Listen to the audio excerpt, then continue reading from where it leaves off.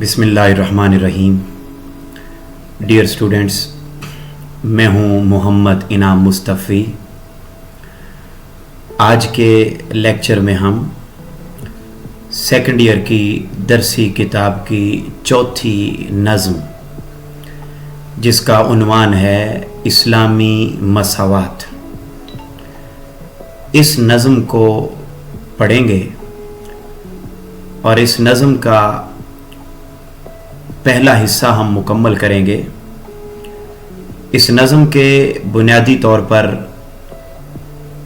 7 अशार हैं, जिनमें से 3 अशार हम आज के लेक्चर में पढ़ेंगे और बकिया 4 अशार हम अगले लेक्चर में मुकम्मल करेंगे। ये नज़्म लिखी है मौलाना अल्ताफ़ हुसैन हाली ने। मौलाना अल्ताफ़ हुसैन हाली 1837 ईस्वी में पैदा हुए और 1914 ईस्वी में उनका विसाल हुआ। मैं जब भी कोई सबक, नज़म या गज़ल पढ़ाता हूँ तो सबसे पहले मुसन्निफ़ का या शायर का तारुफ़ ज़रूरी करवाता हूँ, ताकि हमें मालूम हो सके कि ये किस पाए की शख्सियत हैं जिन्होंने यह नज़्म लिखी है। तो मौलाना अल्ताफ़ हुसैन हाली ये 1837 ईस्वी में हिंदुस्तान में पानीपत के मुकाम पर पैदा हुए। इन्हें उर्दू अदब के अव्वलीन शुअराए किराम में शामिल होने का एजाज़ हासिल है। 9 बरस की उम्र में इनके वालिद इज़्ज़ु बख्श, उनका इंतकाल हो गया था।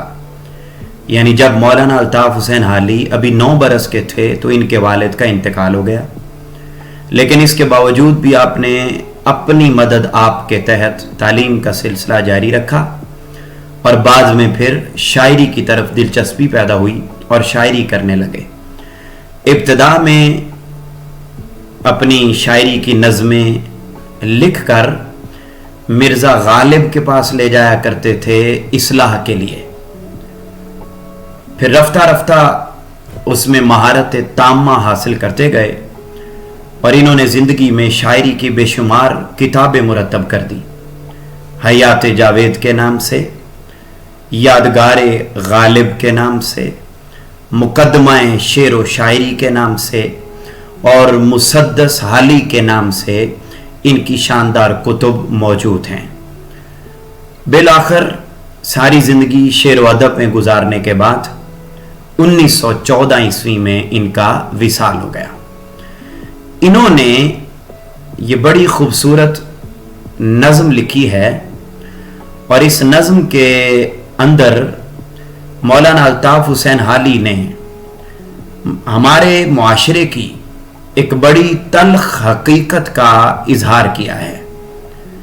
अजीज़ तलबा व तालिबात, जैसा कि आपके इल्म में है कि नज़्म एक ही उन्वान पर लिखी जाती है और एक ही मौजू को मुख्तलिफ उन्वानात के साथ, मुख्तलिफ जावियों के साथ, मुख्तलिफ खूबियों के साथ, मुख्तलिफ तर्ज़ तहरीर के साथ उस मौजू को वजाहत के साथ बयान किया जाता है। अब इसका उन्वान है इस्लामी मसावात। तो इसके अंदर बेटे जो बुनियादी तौर पर बात समझाई गई है वो ये है कि हमारे मुआशरे में इस्लामी मसावात का कहीं तसव्वुर नज़र नहीं आता, बल्कि बदकिस्मती से अमीर और गरीब के दरमियान फ़र्क नज़र आता है। इंग्लिश में कहते हैं डिस्क्रिमिनेशन। अमीर और गरीब के दरमियान फ़र्क ये मुआशरे के अंदर नज़र आता है। तो मौलाना अल्ताफ़ हुसैन हाली ने अमीर की ज़िंदगी कैसी है और गरीब की ज़िंदगी कैसी है, इस नक्शे को बयान किया है। इब्तदाई जो 3-4 अशार हैं उनके अंदर बिलखुसूस उमरा की, अमीर लोगों की, वो लोग जो गरीब का खून नचोड़ नचोड़ कर अपने चेहरों पर लाली ले आते हैं, जिन्हें गरीबों का एहसास नहीं होता, जो करप्शन से, लूटमार से, गुंडागर्दी से, धन धौंस और धांधली के कल्चर के जरिए और चोर बाजारी के जरिए, लूट कसूट के जरिए, चोरी के जरिए, डाका जनी के जरिए, करप्शन के जरिए और दीगर नाजायज तरीकों से अपनी दौलत को इकट्ठा कर लेते हैं और अमीर बन जाते हैं, तो उनकी जिंदगी कैसी होती है और उसके मुकाबले में गरीब अपनी जिंदगी को किस अंदाज में बसर करता है, तो अमीर और गरीब का एक नक्शा इसके अंदर खींचा गया है। और एंड पर फिर जाकर, जो हम अगले लेक्चर में जब इस नज़म के एंड पर पहुंचेंगे, तो फिर जाके एक पैगाम भी दिया है। तो अब हम शुरू करते हैं इस नज़म का पहला शेर, जिसमें मौलाना अल्ताफ हुसैन हाली कहते हैं कि किसी कौम का जब उलटता है दफ्तर, तो होते हैं मस्ख उनमें पहले तवंगर, कमाल उनमें रहते हैं बाकी न जौहर, न अक्ल उनकी हादी न दीन उनका रहबर, न दुनिया में इज्जत न जिल्लत की परवाह, न उकबा में दोजख न जन्नत की परवाह। अब सबसे पहले हम मानी देखते हैं। उलटता है दफ्तर का मतलब है जब किसी कौम पर जवाल आता है। दफ्तर उलटना, जवाल आना। मस्ख कहते हैं मिट जाना। तवंगर कहते हैं अमीर को। अमीर, तवंगर का मतलब अमीर। कमाल उनमें रहते हैं बाकी न जौहर, जौहर मीन खूबियां। न अक्ल उनकी हादी, हादी कहते हैं हिदायत देना, हिदायत देने वाली। न दीन उनका रहबर, रहबर कहते हैं रहनुमा। न दुनिया में इज्जत न जिल्लत की परवाह, न उकबा, उकबा कहते हैं आखिरत, मरने के बाद की जिंदगी को उकबा कहते हैं। उकबा में दोजख न जन्नत की परवाह। अब बेटे आपने मानी देख लिए, अब आगे देखते हैं, आगे बढ़ते हैं। तो अब इसके मफहूम की तरफ जाते हैं कि मौलाना अल्ताफ हुसैन हाली इस नज़म के पहले शेर में क्या कहते हैं। वो कह रहे हैं कि जब किसी कौम पर जवाल आता है तो सबसे पहले अमीर लोग बिगाड़ का शिकार होते हैं, उनमें कोई खूबी और कमाल बाकी नहीं रहता। ना अकल उनकी रहनुमाई करती है और ना दीन उनका रहबर बनता है। उन्हें ना तो दुनियावी इज्जत और जिल्लत की परवाह होती है और ना ही आखिरत में इज्जत और जिल्लत की कोई परवाह होती है। वो अपनी जिंदगी में मस्त धुत हाथी की तरह अपनी जिंदगी को बसर करके चले जाते हैं। अब ये नज्म बुनियादी तौर पर तो मौलाना अल्ताफ हुसैन हाली ने तब लिखी जब जंग आज़ादी हो गई थी बर सगीर की तारीख में। तो जंग आज़ादी के बाद वो मुसलमान जो 1000 साल तक बर सगीर की सरजमीन पर हुकूमत करते रहे थे, 1000 साल तक, लेकिन जो आखिरी हुक्मरान थे 3-4 मुस्लिम दौरे हुकूमत के, उन्होंने दौलत की तरफ तवज्जो दे दी थी, लूटमार की तरफ तवज्जो दे दी थी, बदउनवानी की तरफ, करप्शन की तरफ, ऐशो इशरत की तरफ, चोर बाजारी की तरफ, अकरबा परवरी की तरफ, और गलत रास्तों को उन्होंने अपनी जिंदगी का मकसद बना लिया था। तो फिर क्या हुआ, आकर अंग्रेजों ने कब्जा कर लिया और मुसलमानों की हुकूमत खत्म हो गई।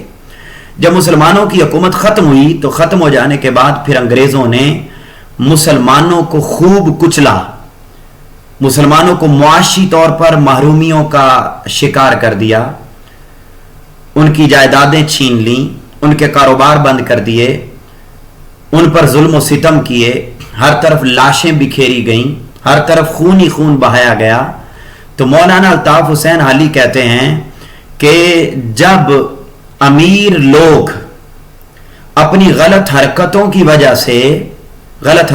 वजह से अपनी ऐशो इशरत वाली जिंदगी की वजह से जब किसी भी कौम पर और अमीर लोगों पर जवाल आ जाता है, तो जहां अमीर लोगों पर उसके असरात पहले मुरतब होते हैं, वहीं साथ साथ जो उस मुआशरे के गरीब लोग होते हैं उन पर भी उसके असरात मुरतब होते हैं।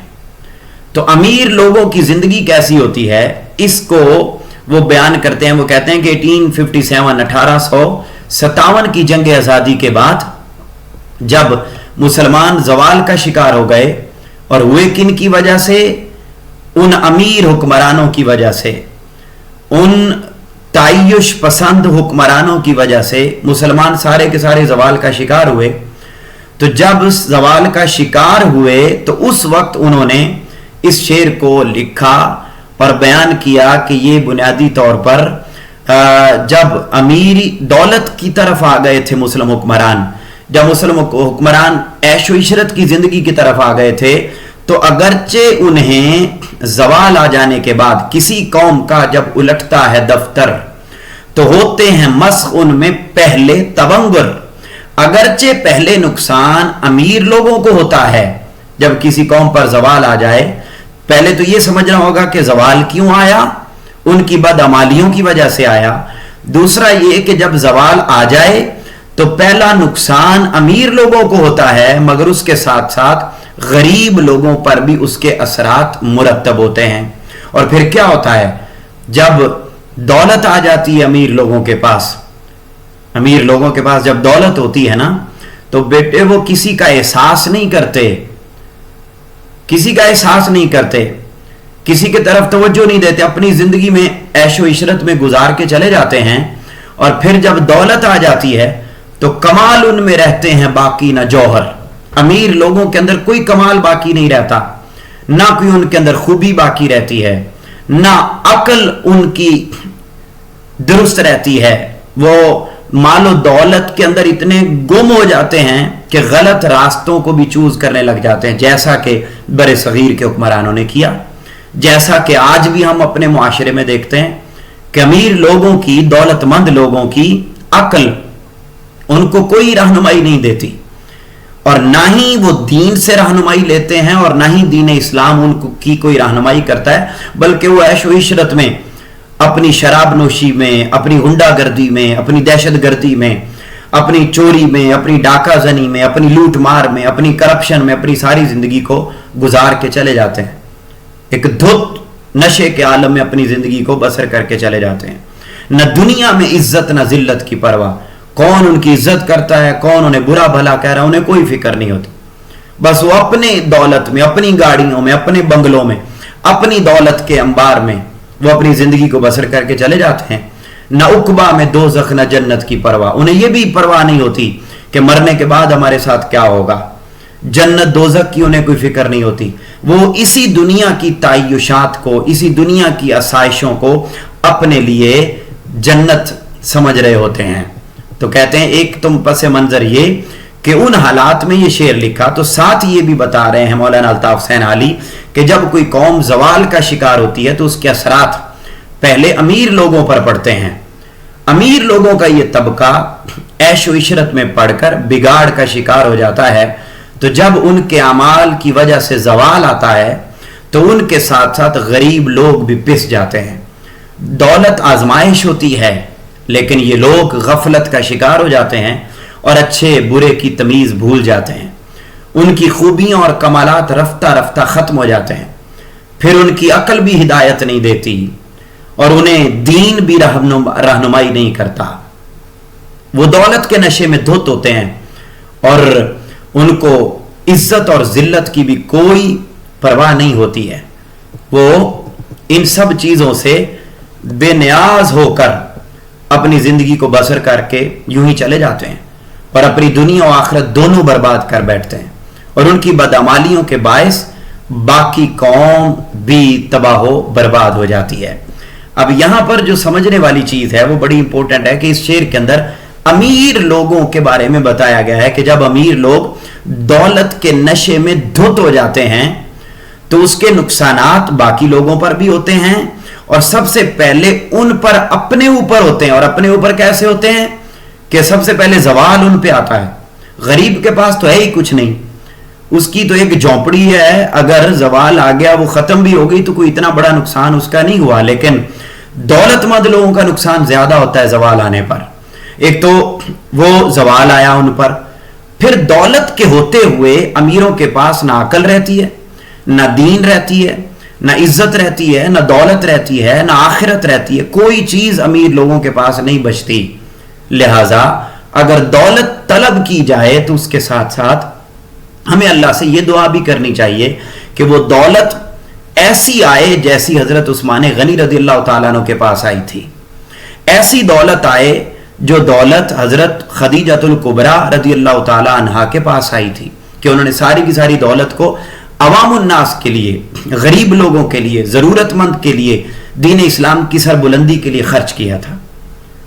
کیونکہ یہ مال و دولت تو سارے کا سارا فتنہ ہے. اس لیے اللہ تبارک و تعالیٰ نے قرآن مجید میں فرمایا انما اموالکم واولادکم فتنہ، بے شک تمہارا مال اور اولاد فتنہ ہیں، آزمائش ہیں. کسی دانا نے کیا خوب کہا تھا کہ حد سے زیادہ خوشحالی اور حد سے زیادہ بدحالی دونوں برائی کی طرف لے جاتے ہیں. لہذا جب دولت مند لوگوں کے بعد دولت ہوتی ہے تو اب مولانا الطاف حسین علی نے بتایا کہ جب برصغیر حکمرانوں کے بعد دولت تھی تو وہ دولت کے نشے میں دھت تھے اور انہیں یہ بھی معلوم نہیں تھا کہ انگریز آ کر ہمیں تباہ و برباد کر دیں گے. بس وہ اسی کے اندر مست رہے اور پھر کیا ہوا، برصغیر کے مسلمانوں کی حکومت ختم ہو گئی. پھر سب سے پہلے نقصان بھی انہی حکمرانوں کو ہوا، لیکن اس کے اثرات باقی قوم کو بھی بھگتنا پڑے. وہ کیوں ایسے ہوا؟ اس لیے ہوا کہ جب دولت ہوتی ہے کسی کے پاس تو پھر عقل نہیں رہتی، پھر ارد گرد کیا ہو رہا ہے اس کی خبر نہیں رہتی.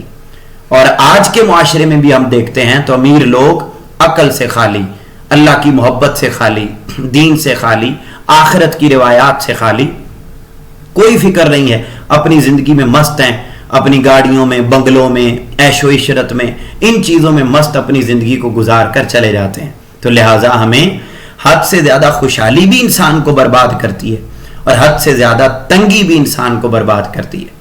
انسان کو ہمیشہ اعتدال کی راہ پر چلنا چاہیے جس سے نقصان نہیں ہوتا ہے. اسی لیے کیا شاعر نے کیا خوب کہا تھا، زندگی تو امیر لوگوں کی مستیوں پر ابھار سکتی ہے، نشہ دولت کا وہ نشہ ہے جسے موت ہی صرف اتار سکتی ہے. تو دولت کا جو نشہ ہے یہ جب چڑھ جائے تو پھر کوئی چیز بھی انسان کو یاد نہیں رہتی اور انسان اسی دولت کے نشے کے اندر ہی ساری زندگی کو گزار کر چلا جاتا ہے. تو یہ ہے پہلا شعر. عزیز طلبہ و طالبات، اس کو آپ نے اس طریقے سے وضاحت کے ساتھ لکھنا ہے اور اس کے اندر اشعار، اقوال اور یہ جو ہے وہ آیت کا ترجمہ آپ نے تشریح کے اندر لکھنا ہے. آگے بڑھتے ہیں. دوسرا شعر، ان کی کیا حالت ہوتی ہے امیروں کی، نہ مظلوم کی آہوزاری سے ڈرنا، نہ مفلوک کے حال پر رحم کرنا، ہوا و ہوس میں خودی سے گزرنا، تعیش میں جینا نمائش پہ مرنا، سدا خواب غفلت میں بے ہوش رہنا، دم نزع تک خود فراموش رہنا.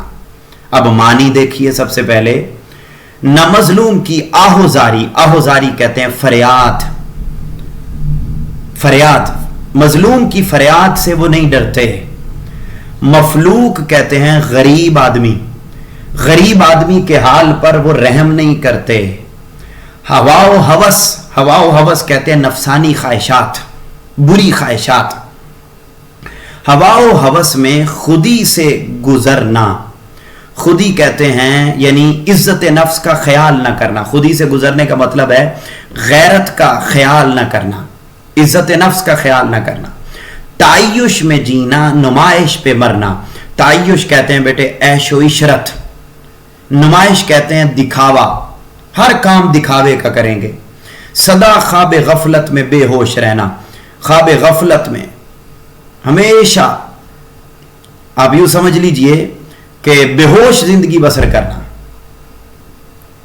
کوئی سمجھ بوجھ نہیں، سمجھ بوجھ سے آری زندگی بسر کرنا.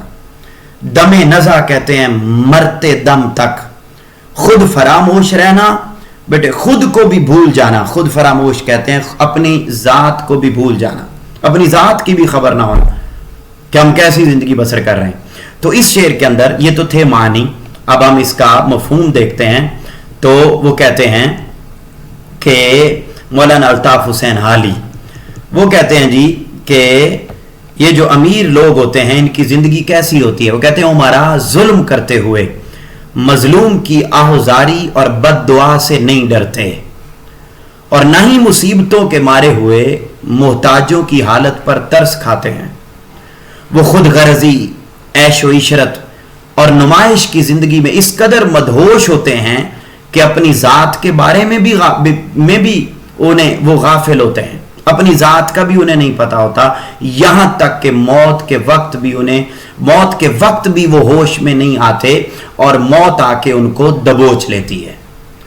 अब अजीज तलबा और तालिबात, ये इस शेर के अंदर एक और तल्ख हकीकत और एक और खूबी और एक और चीज अमीरों की जिक्र की गई है कि अमीरों के अंदर अगली आदत यह भी होती है कि वो बस उन्हें अपना मफादात अजीज होते हैं, उन्हें अपने मफादात अजीज होते हैं। मजलूम किसी पर जुल्म हो रहा है, होता रहे, गरीब मरता है, मरता रहे, बस उनकी ख्वाहिशात पूरी होनी चाहिए बस। और अपनी ख्वाहिशात को पूरा करने के लिए वो अपनी गैरत भी बेच डालते हैं, अपनी गैरत भी दांव पर लगा देते हैं।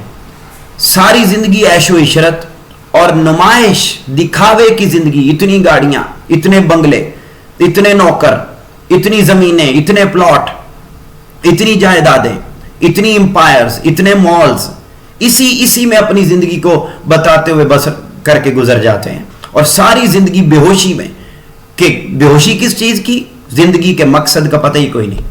क्यों हम आए दुनिया में? दौलत कमाने के लिए, लूट मार करने के लिए, किस लिए आए पता ही कोई नहीं। मुझे क्यों अल्लाह ने तख्लीक किया, मकसद का पता ही नहीं है।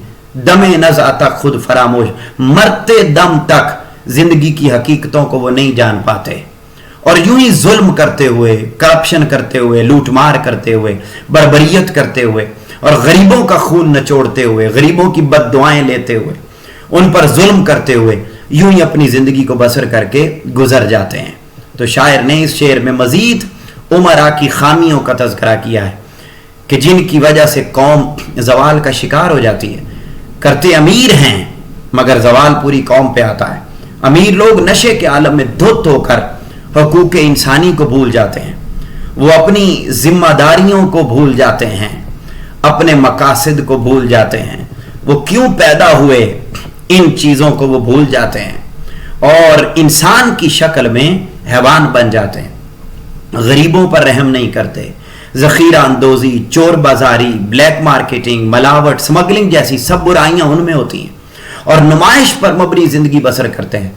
सारी ज़िंदगी आखिरत की फ़िक्र से बेखबर, दौलत के नशे में धुत, मस्त और बेखुद ज़िंदगी बसर कर जाते हैं, यहाँ तक कि मौत आकर उन्हें दबोच लेती है। ज़िंदगी का मकसद ही पता नहीं, क्यों पैदा किया गया, हर चीज़ से बेखौफ, बस अपनी नफसानी ख्वाहिशात पूरी होनी चाहिए। वो नफसानी ख्वाहिशात बंदा कत्ल करके पूरी होती हैं, करो, किसी की इज्जत लूट के होती हैं, करो, किसी की आंखों में आंसू ला के होती हैं, अपनी ख्वाहिशात पूरी होनी चाहिए बस, बाकी जाए सारा जहान पहाड़ में। इस तरह की जिंदगी बसर करके वो लोग चले जाते हैं, हालांकि उन्हें मालूम होना चाहिए कि हमने एक दिन मर जाना है, लेकिन वो इन सारी चीजों से बेखौफ होते हैं। उन्हें पता ही नहीं है कि मरना, वो इसी दुनिया को सब कुछ समझते हैं, इसी दुनिया की आसाइशात को सब कुछ समझते हैं और समझकर यूं ही गुजर जाते हैं और मौत आ जाती है। हालांकि उन्हें मालूम होना चाहिए कुल्लु नफ्सिन जायकातुल मौत, कि मौत का जायका हर नफ्स ने चखना है। उन्हें मालूम होना चाहिए अद्दुनिया मज़रातुल आखिरा, दुनिया आखिरत की खेती है, मगर उन्हें इन चीजों से कोई उन्हें सरोकार नहीं होता और वो अपनी जात से बेखबर, बेमकसद, फजूल और दौलत के नशे में धुत अपनी नफसानी ख्वाहिशात को पूरा करने वाली जिंदगी को गुजार कर वो दुनिया से चले जाते हैं। दौलत कैसे लोग पैदा करती है, हैरत से तक रही है शरीफों की आबरू, आबरू इज्जत को कहते हैं, हैरत से तक रही है शरीफों की आबरू, पैदा किए हैं ज़र ने कमीने नए नए। ऐसे लोग इंसान कहलाने के काबिल नहीं होते, ऐसे लोग हैवान होते हैं, कमीने घटिया होते हैं। जो लोग अपनी दौलत को दौलत उस्मानी की तरह नहीं गुजारते بلکہ اپنی دولت کو اکٹھا بھی غلط ذرائع سے کرتے ہیں اور اس کو معاشرے کے اندر تقسیم بھی اور معاشرے کے اندر خرچ بھی غلط طریقوں پر کرتے ہیں، تو ایسے لوگ انسان کہلانے کے قابل نہیں، کمینے لوگ ہوتے ہیں۔ اگلا شعر ہم اس کے اندر ایک دوسرا شعر بھی آپ لکھ سکتے ہیں کہ حقیقت میں تو انسان کو غیرت مند ہونا چاہیے، لیکن دولت مند لوگ کم ہی غیرت مند ہوتے ہیں۔ لیکن اگر کسی کے پاس غیرت آ جائے، یہ جو لفظ لکھا ہے نا شعر میں، ہم نے پڑھا کہ ہوا و ہوس میں خودی سے گزرنا، یہ خودی سے گزرنا کیا ہے کہ غیرت بھی اپنی بھول جاتے ہیں، عزت نفس بھول جاتے ہیں، مگر دولت کو اکٹھا کرتے ہیں۔ تو ایسے لوگ جو ہوتے ہیں انہیں غیرت کا احساس نہیں ہوتا۔ تو اصولی طور پہ بندے کے اندر غیرت ہونی چاہیے۔ جس بندے میں غیرت ہوتی ہے تو غیرت بڑی چیز ہے، غیرت ہے بڑی چیز جہان تگ و دو میں، یعنی اس دنیا میں غیرت بڑی چیز ہے۔ کیا کرتی ہے؟ کسی کے پاس غیرت ہو تو پہناتی ہے درویش کو تاج سر دارا، تاج سر دارا۔ اگر کوئی بندہ اگر غیرت مند ہو اور اس بندے کے پاس ظاہراً کچھ بھی نہ ہو، وہ فقیر ہو، درویش ہو، تو غیرت درویش کو بھی فقیر کو بھی بادشاہوں کا تاج پہنا دیتی ہے، مگر امیروں کے پاس ایسی کوئی چیز نہیں ہوتی۔ تو اس لیے غیرت مند ہونا چاہیے، مگر وہ یوں ہی غیرت سے آری زندگی بسر کر کے گزر جاتے ہیں اور موت انہیں آ کر دبوچ لیتی ہے۔ تیسرا شعر، ایک اور اگلی ان کی خامی اور اگلی ان کی عادت کہ امیروں کی زندگی کیسی ہوتی ہے۔ وہ کہتے ہیں پریشان اگر قحط سے ایک جہاں ہے، پریشان اگر قحط سے ایک جہاں ہے تو بے فکر ہیں کیونکہ گھر میں سماں ہے، اگر باغ امت میں فصل خزاں ہے تو خوش ہیں کہ اپنا چمن گل فشاں ہے، بنی نوع انسان کا حق ان پہ کیا ہے، وہ ایک نوع بشر سے جدا ہے۔ بڑی تلخ حقیقت ایک اور بیان کی ہے۔ قحط کہتے ہیں بھوک کو، افلاس کو، خوراک کی کمی کو قحط کہتے ہیں۔ سما سے مراد یہاں گھر کا ساز و سامان، یہ بیسیکلی لفظ سامان تھا، مگر شاعر نے شعر کا وزن پورا کرنے کے لیے صرف سما لکھا ہے۔ بیسیکلی یہ لفظ یہ سامان ہے۔ اگر باغ امت سے مراد قوم، فصل خزاں کا موسم، چمن گل فشاں کا مطلب ہے باغ کا پھولوں سے بھرا ہونا، بنی نو یعنی حضرت آدم کی اولاد، نوع بشر، نو کہتے ہیں قسم، نو قسم کو کہتے ہیں اور بشر آدمی کو کہتے ہیں۔ اب ذرا دیکھیے تو ہے معنی، پہلے اس کا مفہوم دیکھیں۔ کہتے ہیں کہ اگر قحط کی وجہ سے لوگ پریشان ہیں تو یہ امیر لوگ بے فکر رہتے ہیں کہ ان کے گھر میں ضرورت کا سامان موجود ہے۔ اگر امت مسلمہ زوال کا شکار ہے تو عمرا پھر بھی خوش ہیں کہ انہیں کسی چیز کی کمی نہیں ہے۔ بنی نوع انسان کا ان پر حق کیا ہے، ان کا کوئی تعلق عام آدمیوں سے نہیں ہوتا، کیونکہ یہ تو اپنے آپ کو سب سے جدا سمجھتے ہیں۔ یہ تو ہے اس کا مفہوم، لیکن اب تشریح دیکھیے گا، شعر کو ذرا سامنے رکھیں اور سمجھیں۔ کہتے ہیں کہ ہمارے معاشرے کے اندر اگر ایک طرف بھوک کا، افلاس کا عالم ہو، لوگ بھوک سے مر رہے ہوں، جیسے اگر ہم پاکستان میں دیکھیں تو بہت سارے علاقے ایسے ہیں جہاں پر بھوک کی وجہ سے لوگ مر جاتے ہیں، بچے مر جاتے ہیں، لیکن انہی علاقوں میں رہنے والے امرا، لوٹ مار کرنے والے حکمران طبقات اور بڑے بڑے لوگ، ان کو ان بھوک سے مرنے والے لوگوں کا کوئی احساس نہیں ہوتا۔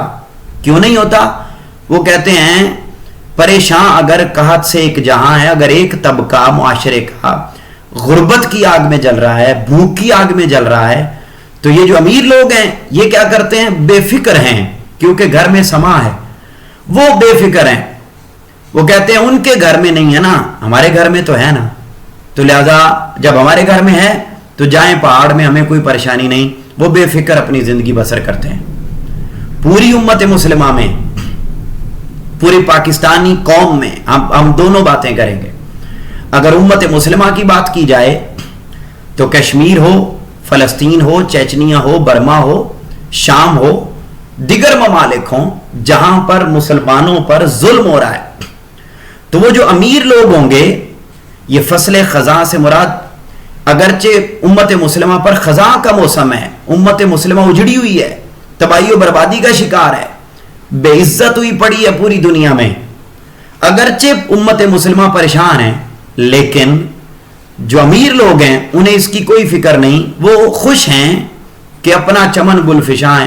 ہمارے گھر میں تو پھول کھلتے ہیں نا, ہمارے گھر میں تو امیری ہے نا, تو وہ اپنی امیری اور دولت میں ہی گم رہتے ہیں, امت جائے پہاڑ میں. امت کی انہیں کوئی فکر نہیں, رونے والوں کی انہیں کوئی فکر نہیں, ضرورت مندوں کی انہیں کوئی فکر نہیں.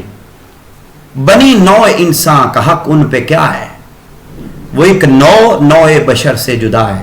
وہ کہتے ہیں ہمارا ان پر کوئی حق نہیں, نہ یہ ہماری ٹینشن میں ہے, نہ ہماری سوچوں کے زاویے میں ہیں, نہ ہماری سوچوں کے دائرے میں ہیں. اور وہ ایک خاص قسم ہے امیروں کی جو اپنے آپ کو باقی ساری انسانیت سے اپنے آپ کو جدا سمجھتے ہیں.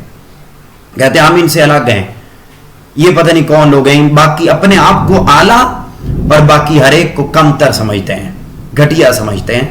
اور وہ کہتے ہیں کہ امیر طبقے نے بے نیازی اور سرد مہری کا لبادہ اوڑھ رکھا ہے. ارد گرد لوگ جس بھی کیفیت سے گزر رہے ہیں انہیں اس کی کچھ خبر نہیں ہوتی. وہ اسلامی دنیا کے حالات سے بے خبر زندگی جیتے ہیں. خود غرضی اور مفاد پرستی ان کا شیوا ہوتی ہے. اپنی ذات میں مگن ہوتے ہیں. پوری امت تباہ ہو جائے انہیں اپنے معاملات سے غرض ہوتی ہے.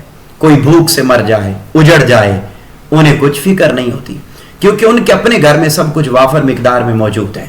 وہ اپنی دولت اور مال و اسباب کا حقدار صرف اپنی ذات کو سمجھتے ہیں.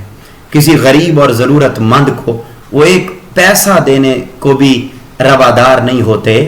وہ خود کو باقی نوع انسان سے جدا سمجھتے ہیں, اپنے آپ کو اعلیٰ سمجھتے ہیں, اپنے آپ کو افضل سمجھتے ہیں, اور باقی ہر ایک کو کم تر اور گھٹیا سمجھتے ہیں. حالانکہ انہیں معلوم ہونا چاہیے کہ متاع الدنیا الا قلیل. اور ایک جگہ پہ جس کا ترجمہ میں نے یہاں لکھا کہ یہ دنیا محض ایک کھیل تماشا ہے. یہ قرآن مجید کی آیت ہے کہ یہ تو کھیل تماشا ہے, اور دنیا کی جو چیزیں ہیں یہ گھاٹے کا سودا ہے, یہ کوئی منافع والی چیزیں نہیں ہیں. متاع الا متاع قلیل, بڑی تھوڑی سی چیز ہے, تھوڑا سا نفع ہے. لہذا دنیا کے مال و اسباب پر بھروسہ نہیں کرنا چاہیے, باقی انسانیت کی فکر کرنی چاہیے. اللہ رب العزت کے ہاں دولت کی اور ان چیزوں کی, دنیاوی چیزوں کی کوئی حاجت نہیں ہے. اس لیے رسول پاک صلی اللہ علیہ وسلم نے ارشاد فرمایا کہ اس دنیا کی اہمیت اللہ کے نزدیک اگر مکھی کے پر جتنی بھی ہوتی تو اللہ کسی کافر کو ایک ذرہ بھی اس دنیا کا نہ دیتا. چونکہ اللہ کے نزدیک مال و دولت کی کوئی اہمیت نہیں ہے نا, اس لیے اللہ نے کافروں کو بھی دے رکھی ہے. تو جب اللہ کے نزدیک اہمیت نہیں ہے دولت کی اور ان چیزوں کی, دنیاوی مال و اسباب کی, تو پھر ہمیں بھی ان چیزوں کی کوئی اہمیت نہیں ہونی چاہیے. بطلموس کا ایک قول ہے, وہ کہتا ہے کہ وہ امیر آدمی جو اپنے پیسے سے غریبوں پر خرچ نہیں کرتا, اپنے پیسے سے غریبوں پر خرچ نہیں کرتا, تو اس کو کیا کرنا چاہیے؟ اس کو کمر سے باندھ کر سمندر میں پھینک دینا چاہیے. کنفیوشس کا اسی طرح قول ہے, وہ کہتا ہے وہ دولت بیکار ہے جس میں سے مستحق اور نادار لوگوں کی مدد نہ کی جائے. اور امیر لوگ قحط سے مرتے ہیں مر جائیں, بھوک سے مرتے ہیں مر جائیں, ارد گرد کے لوگ, امت تباہ و برباد ہو جائے, کوئی فکر نہیں. بس ہمارے گھر کی چیزیں پوری ہیں, ہمارا معاملات چل رہے ہیں, ہمارے گھر میں پھول آ رہے ہیں, ہماری چیزیں ضروریات سے زندگی پوری ہو رہی ہیں, بس باقی کسی کی کوئی فکر نہیں ہوتی. وہ کیسی زندگی بسر کرتے ہیں؟ عجب رسم چلی ہے چارہ گروں کی بستی میں, لگا کے زخم نمک سے مساج کرتے ہیں.